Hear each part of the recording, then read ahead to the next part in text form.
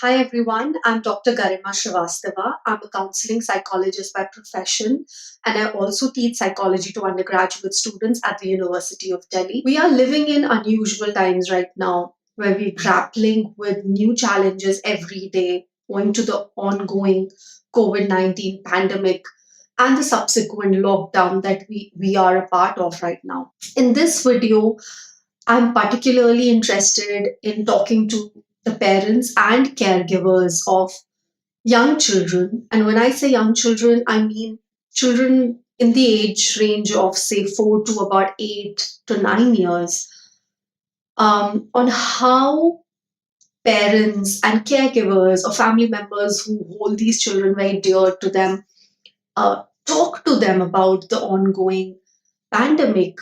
If at all they should be spoken to about this. If yes, what's the best way to do it? What are the things that you can keep in mind? Are there any shoulds and should nots?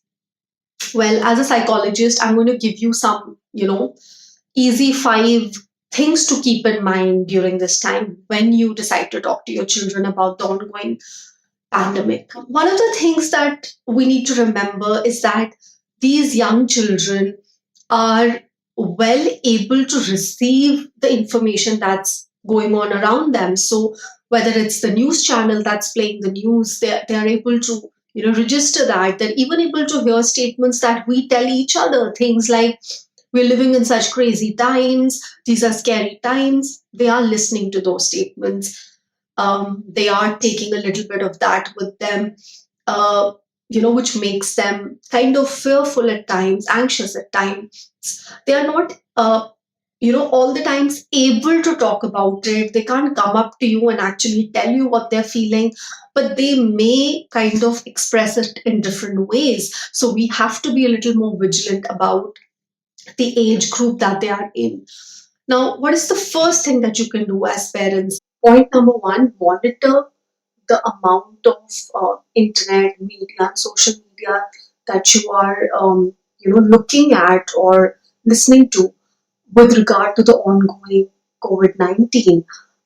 Getting continual updates on the status of COVID-19 can actually be kind of problematic, not just for your child but also for you, because it could increase the level of fear and anxiety. We also need to remember that young children between the age group of 4 to about 8 or 9 are sometimes not able to process the information that they are hearing. So there might be things that they hear in the background, but they don't really understand it. And it confuses them and it makes them anxious and fearful. And you do not want to do that. So, in case you want to check on the status, you could do it at like fixed intervals of time and try and doing it when they're not around. You could do it, use your laptop or your phone to do it, or do it when they are busy or they're sleeping, so it kind of doesn't lead to more anxiety in your child. Point number two, it's very important to find the right way to talk to them about COVID-19. Now, it's absolutely okay for you as a parent to talk to them about it. And it's also understandable that they know that something unusual is happening. So they haven't been going to school even before the lockdown was announced. They're at home, they're away from their friends, they can't do the regular outdoor games and things like that. So it's very natural for them to be curious about what's going on. So, if your child actually comes up to you with a question about the COVID-19, you could give them facts, but be sure to balance it with some reassurances. So, if they ask you something, or if you decide to tell them something, make sure that you don't tell them more than what they can actually understand and absorb. Give them information in a age appropriate manner, and at the same time give them assurances. So for example, if they want to know about what is coronavirus, you could tell them a little bit about it, but at the same time tell them that there are health experts who are telling us to do certain things like washing hands, which we are doing. And you could also say that you as adults in the house are taking care that everyone is well and the family is safe. So, allow them to feel reassured and safe in their homes. Another thing that you could do along with this is to enable them to maintain some degree of control, a sense of control over the little things that they can control, which is, um, allowing them to have their own routine, allowing them to play with their friends, say using a video call once in a while, so that they feel a little bit empowered and safe. What is the third thing that you can do as caregivers or parents, which is to listen to your child when they're saying something and also when they are not. So, a lot of the times, these children do not know how to label their feelings like us adults. They can't come up to you and say this in these many words. Mom, I'm feeling anxious. या मुझे सोने में डर लग रहा है, मुझे ये बात याद आ रही है, या मुझे घबराहट हो रही है, or I'm, in general, I'm feeling anxious. So it's important for them uh, to kind of express things to you, and it's important that you listen to them.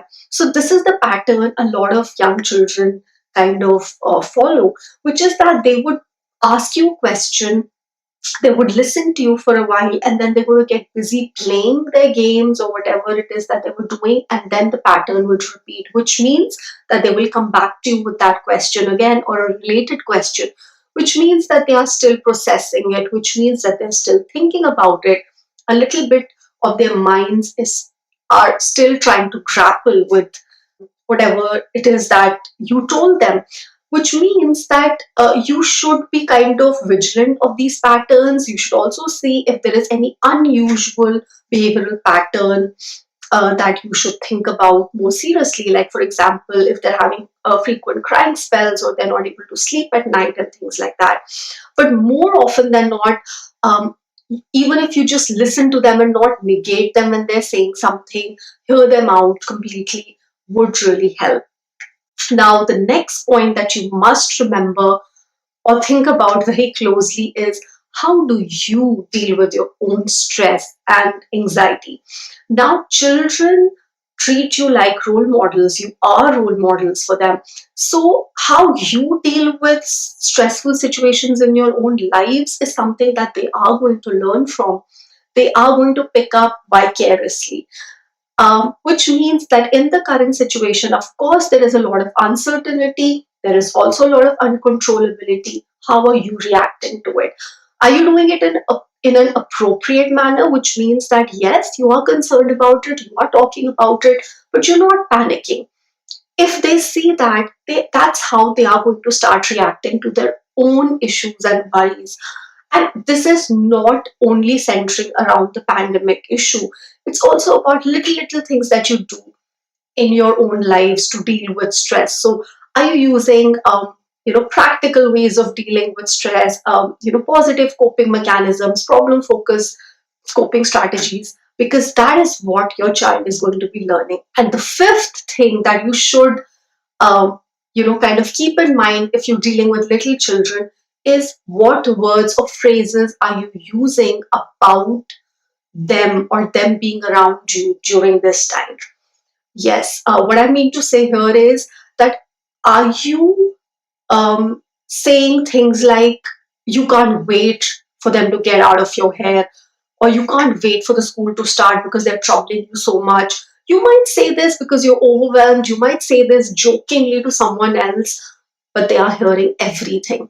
So you need to remember that for a young child, it's very important for them to feel safe, secure, loved, and wanted, no matter what the situation is. So, this will pass, this situation, this entire episode will pass. But what they would always remember is how they felt and how they were made to feel during this time. I'm not saying that it's easy.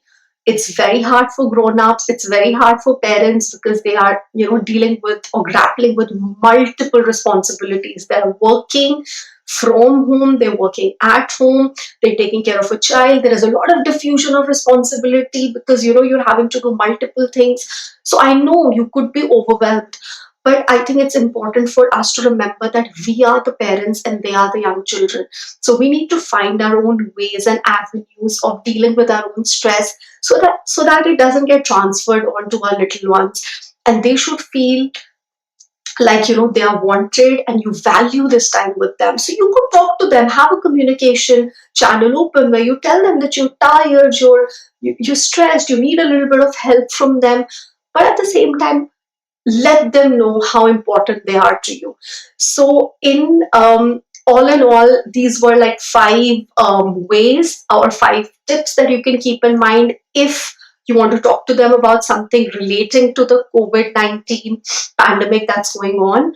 And there are many more tips that we could discuss, but for now, remember these five and have a great time bonding with your children during this time because they are amazing.